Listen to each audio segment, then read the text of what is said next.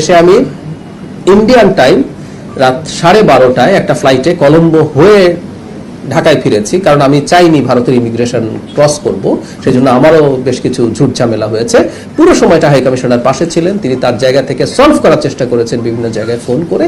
সমস্যা কি হয়েছে আমি নিজের মুখে বলছি না, এটা পত্র বিশেষ করে ইন্ডিয়ান মিডিয়াতে এটা যথেষ্টই এসছে, তারা তাদের সোর্স থেকে তাদের খবর টবর দিয়েছেন। কিন্তু 2 ঘন্টার মাথায় আমি ডিসাইড করেছি যে ইটস টু মাচ, আমি আসলে আর ঢুকবো না। এবং এই সময়টাও যে আমি এই রাষ্ট্রের, আমি আবারও বলছি ব্যক্তি না, আমি একটা এই রাষ্ট্রের একটা পদে আছি, সেই পদের প্রতি যে সৌজন্য সেটা ল্যাক করেছে বলে আমার মনে হয়েছে, সেই কারণে আমি এই সিদ্ধান্তটা নিয়েছি। এবং সেটা কেন কি হয়েছে সেটার কারণ আপনার সম্ভবত ইন্ডিয়ান মিডিয়াতে বা বাংলাদেশের অনেক মিডিয়াতেও এসছে, সেটা পাবেন। আমি আসলে আর খুব বিস্তারিত বলছি না।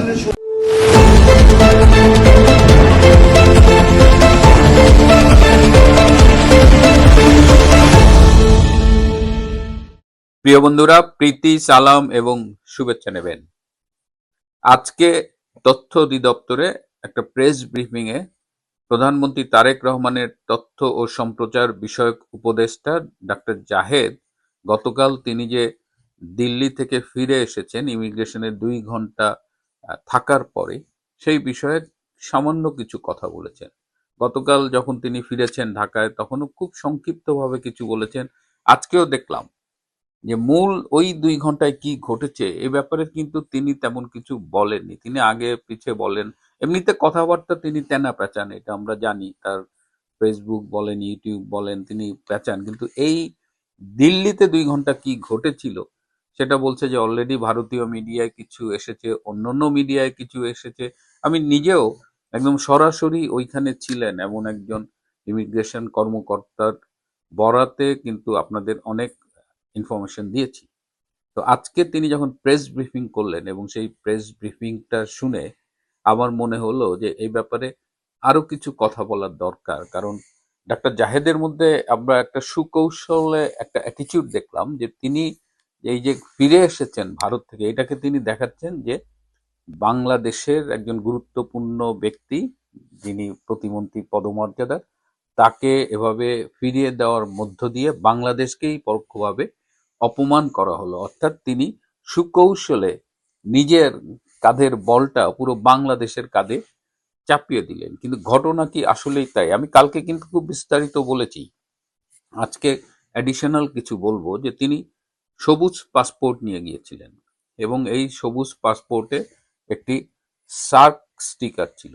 সার্ক স্টিকার হলো যে এই পাসপোর্টে যদি আপনার পাসপোর্টে যদি এই স্টিকারটা থাকে তাহলে আপনি সার্কভুক্ত দেশগুলোতে যেতে পারেন। এটা এক ধরনের ভিসার মতো কাজ করে এবং কারা কারা এই সার্ক স্টিকারটা পাবে তারও একটা গাইডলাইন কিন্তু আছে। এখন একজন উপদেষ্টা যিনি কূটনৈতিক পাসপোর্ট পাবার যোগ্য এবং যার লাল পাসপোর্ট পাওয়ার কথা, তার লাল পাসপোর্ট আছে কিনা আমি জানি না, কিন্তু তিনি কেন সবুজ পাসপোর্টে এই সার্ক স্টিকার নিয়ে ভারতে গেলেন, এই প্রশ্নটা কাল এতটা গুরুত্বের সাথে ভাবিনি, কিন্তু আজকে ভাবাচ্ছে। কথা হলো যে এই সার্ক স্টিকারটা তিনি কবে পেয়েছেন। আমার সূত্র জানিয়েছে তিনি এই সার্ক স্টিকারটা ইউনূসের আমলে পেয়েছেন এবং জনাব তৌহিদ হোসেন যখন পররাষ্ট্র উপদেষ্টা তখন তিনি এই সার্ক স্টিকারটা পেয়েছিলেন এবং এই স্টিকার নিয়ে তিনি গত বছর এপ্রিলে এবং ডিসেম্বরে 2 দফায় ভারত সফর করেছেন। তো এবার এই স্টিকার নেওয়াটা, যে এটা ইউনূস আমলে পাওয়া একটা স্টিকার, যে আমল থেকে আজকে ডাক্তার জাহেদের কিন্তু একটা অবস্থানগত পরিবর্তন হয়েছে। ডক্টর ইউনূসের আমলের জাহেদ আর আজকের আমলের জাহেদ কিন্তু এক না। তিনি এখন নিজেই বলছেন এবং আমরাও জানি যে সরকারের তিনি একজন গুরুত্বপূর্ণ ব্যক্তি। তাহলে নৈতিক গ্রাউন্ডেও কিন্তু ইউনূস আমলে নেওয়া ওই সার্ক স্টিকারটা তার কন্টিনিউ করা উচিত হয়নি। কেন সবুজ পাসপোর্ট, এটার একটা চমৎকার ব্যাখ্যা পেয়েছি। যেমন বলা হয়েছে যে তিনি যখনই ভারতে গেছেন তিনি কিন্তু বিতর্কিত সন্দেহভাজন কিছু মানুষজনের সাথে দেখা করেছেন এবং সেই তালিকায় 22 জনের নাম ছিল ভারতের এবং সেই 22 জন, তার মধ্যে আবার 2 জন তুরস্কের ব্যবসায়ী। তাদের ব্যাপারে আমি গতকাল বলেছি এবং এই যে 2 ঘন্টা তিনি দিল্লির ইমিগ্রেশনে বসেছিলেন তাকে কিন্তু এইসব বিষয়ে প্রশ্ন করা হয়েছিল এবং তিনি অধিকাংশ প্রশ্নেরই সদুত্তর দিতে পারেননি। বুদ্ধিমান মানুষ বুঝতে পেরেছেন যে পরিস্থিতি বোধহয় ভালো দিকে যাচ্ছে না। তিনি পরবর্তীতে যখন ফাইনাল ডিসিশন হলো যে ইউ ক্যান গেট ইন, সে কিন্তু আর ভারতে ঢুকে রিস্ক নেয়নি। আর সবুজ পাসপোর্ট থাকলে একটা সুবিধা, যদিও একটা নোট ভার্বাল এসেছিল দিল্লির বাংলাদেশ হাই কমিশন থেকে, দিল্লির মানে ভারতের পররাষ্ট্র মন্ত্রণালয়, কিন্তু তিনি হয়তো কোনো এক পর্যায়ে বলতে পারতেন যে এটা তার ব্যক্তিগত সফর ছিল, যেহেতু পাসপোর্টটা তার ব্যক্তিগত এবং কূটনৈতিক পাসপোর্ট নয়, সাধারণ অর্ডিনারি পাসপোর্ট। সো এটা একটা বিষয়। তো এই বিষয়ে একটা তথ্য আপনাদের দিয়ে রাখি যে বাংলাদেশ দেশ, ভারতের যে এক্সটার্নাল অ্যাফেয়ার্স মিনিস্ট্রি আছে, পররাষ্ট্র মন্ত্রণালয়, সেখানের বাংলাদেশ এক ডেস্ক যারা, সেই ডেস্কটা কিন্তু এখন আর বাংলাদেশ বিষয়ক ব্যাপারগুলো দেখেন না।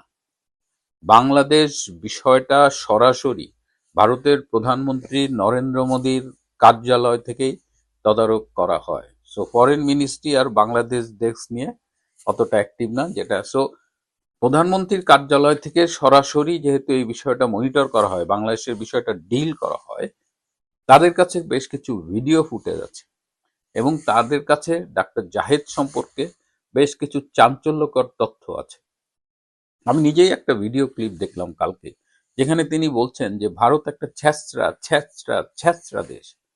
আমি হয়তো আপনাদের মতো, ডাক্তার জাহেদদের মতো অত বুদ্ধিমান নয়, কিন্তু বয়সের কারণে হোক, যে কারণেই হোক, পৃথিবীর অনেক দেশে গিয়েছি, অনেক আমার বিষয়ের অনেক খ্যাতিমান অধ্যাপকের সংস্পর্শে যাবার সৌভাগ্য আমার হয়েছিল। আবার কূটনীতিবিদ এদের সাথেও আমি মিশেছি, এক জীবনে আমি অনেক কিছু করেছি, কিন্তু আমি কাউকে শুনিনি এই ভাষায় কেউ, কোনো বুদ্ধিজীবী কোনো রাষ্ট্রকে আক্রমণ করে। চরম শত্রুকেও এই ভাষায় আক্রমণ করে না। কিন্তু ডাক্তার জাহেদ ভারতকে ছ্যাঁচড়া ছ্যাঁচড়া রাষ্ট্র বলেছে, তার সেই ভিডিও তো অস্বীকার করা যাবে না। তো সব ইনফরমেশন তো ভারতের কাছে আছে। So Bharat was very strict about him. যদিও শেষমেশ তাকে ঢুকতে দিছে, কিন্তু যেটা বলেছি যে তিনি আর ঢোকার সাহস করেননি। তো আবার আমাদের পররাষ্ট্রমন্ত্রী ডক্টর খলিলুর রহমান, তিনি খুবই সংক্ষিপ্ত একটা প্রতিক্রিয়া জানিয়েছেন, 15-16 সেকেন্ডের, যে ব্যাপারটা দুর্ভাগ্যজনক এবং তারা প্রয়োজনীয় পদক্ষেপ গ্রহণ করবে। পদক্ষেপ গ্রহণ করবে শব্দটা ইম্পর্টেন্ট। কি পদক্ষেপ গ্রহণ করেছে? তারা ভারতের যে ঢাকা অফিসের যে দূতাবাস আছে, সেখান থেকে deputy high commissioner mister Pawan বাড়ৈকে কল করেছিল ফরেন মিনিস্ট্রিতে এবং তার হাতে একটি চিঠি ধরিয়ে দিয়েছে। মিস্টার পবন বাড়ৈ কিন্তু খুব ক্লিয়ারলি বলেছে যে ভারতে যদি কেউ আইন বহির্ভূত কাজ করে, তাহলে ভারত সরকার তার বিরুদ্ধে আইন অনুযায়ী ব্যবস্থা নেবে। এখানে কারো অপমান বা অসম্মান এগুলো কোনো বিষয় না। আজকে যখন এই কথাগুলো বলছি, আজকে একজন বিএনপির নেতার সাথে আমার কথা হচ্ছিল, তো তিনি সম্ভবত আমার গতকালের এপিসোডটা দেখেছেন অথবা শুনেছেন। তা বললো, ভাই আপনার ছোট ভাই ডাক্তার জাহেদ, সে তো আমার সরকারের জন্য একটা বোঝা হয়ে গেছে, লায়াবিলিটি হয়ে গেছে। আমি বললাম, কেন, আপনাদের না অ্যাসেট? বলে, ভাই অ্যাসেট নাই, লায়াবিলিটি হয়ে গেছে। এবং যতই ডাক্তার জাহেদ এটাকে বাংলাদেশের অপমান হিসেবে দেখানোর চেষ্টা করুক, ডক্টর খলিল কিংবা মিস্টার তারেক রহমান, তারা কিন্তু ঠিকই বুঝেছেন যে এই ডাক্তার জাহেদ পুরো সরকারকেই একটা বিপাকে ফেলেছে এবং সরকারের জন্য খুব বিব্রতকর এই পুরো বিষয়টা। এবং এভাবে যদি কন্টিনিউ করে, তাহলে ডাক্তার জাহেদ পুরা সরকারকে আরো বেশি বিপদগ্রস্ত করে তুলতে পারে। আরেকটা কথা একটু বলি, যেটা যে স্টিকারের কথা বলছিলাম, যে সার্ক ভুক্ত যে স্টিকারের, যে পাসপোর্ট স্টিকার লাগানো, এখানে একটা ব্যাপার আছে যে ভারত সরকার এই স্টিকারের ফ্যাসিলিটিসটা কিন্তু পাকিস্তানিদের জন্য ওপেন রাখেনি। কোনো পাকিস্তানি সার্ক স্টিকার নিয়েও ভারতে ঢুকতে পারবে না, তার আলাদা ভিসা প্রয়োজন এবং সে এটা পাবে কিনা সেটা অন্য বিষয়, কিন্তু সার্ক স্টিকার কোনো পাকিস্তানির জন্য ভারতে ঢোকার ক্ষেত্রে প্রযোজ্য নয়। শোনা যাচ্ছে যে এই সার্ক স্টিকার এর ব্যাপারে ভারত হয়তো বাংলাদেশের সাথে এরকম একটা সিদ্ধান্ত নিতে পারে যে বাংলাদেশের কেউ পাসপোর্টে সার্ক স্টিকার নিয়ে ভারতে ঢুকতে পারবে না, এরকম একটা আলোচনা ভারতে চলছে। সুতরাং ডাক্তার জাহেদ তিনি গতকাল ব্লান্ডার করেছেন, নিজেই শুধু বাটে পড়েনি, পুরো সরকারকেই একদম বিপদে ফেলে দিয়েছেন। এবং এরপরে আজকে এই যে G7 গ্রুপ 7 এর যে মিটিং চলছে, সেখানে ফ্রান্সের স্থানীয় সময় 2:30টার সময় মার্কিন প্রেসিডেন্ট ডোনাল্ড ট্রাম্প এবং ভারতের প্রধানমন্ত্রী নরেন্দ্র মোদীর একটি সাইড মিটিং হওয়ার কথা আছে। সেই মিটিংটা যদি হয়, সেটি অবশ্যই আমাদের পুরা সাউথ এশিয়ান রিজিয়নের জন্য খুব গুরুত্বপূর্ণ একটা ব্যাপার। সেই ব্যাপারটা যখন জানতে পারবো, আপনাদের সাথে অবশ্যই শেয়ার করব। প্রিয় বন্ধুরা, আজ এ পর্যন্তই। ভালো থাকবেন, সুস্থ থাকবেন, তার চেয়েও জরুরি হলো নিরাপদে থাকবেন। সবাইকে অনেক ধন্যবাদ।